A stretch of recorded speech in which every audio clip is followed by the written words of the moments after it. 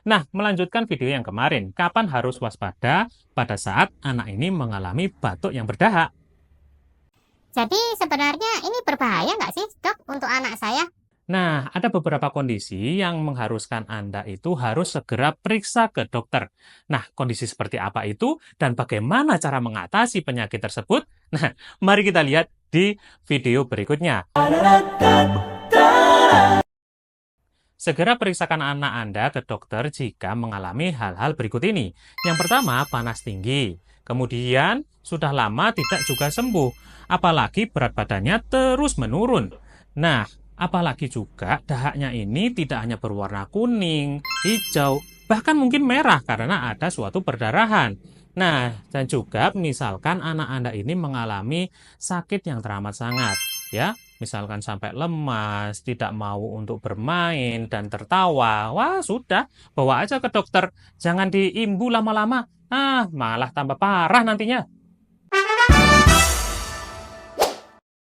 Lalu untuk mengatasi dahaknya yang kental gimana, Dok? Nah, ada beberapa cara untuk mengurangi kekentalan di bagian dahaknya nih. Yang pertama adalah minumlah air hangat secukupnya. Ya, bisa 8 gelas, atau kalau memang masih kecil, anaknya 6 gelas saja cukup ya kayaknya. Nah, yang kedua, itu harus menghindar dari segala macam iritasi karena udara. Entah itu rokok, entah itu asap, dan lain sebagainya. Yang ketiga, anak Anda bisa dilakukan penguapan dengan air hangat. Anda juga bisa menggunakan humidifier yang ada di rumah Anda tuh. Nah, yang keempat itu dengan posisi tidur yang agak lebih tinggi nih.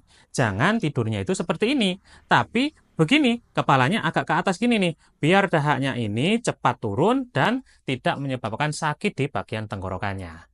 Nah, jadi makin tahu kan tentang dahak pada anak. Nah, kalau misalkan Anda ingin tahu lebih dalam tentang suatu penyakit atau tentang kesehatan yang lainnya, bisa Anda tanyakan di kolom komentar. Jangan lupa follow, like, dan share channel saya. Terima kasih, saya Dr. Yo. Wassalamualaikum.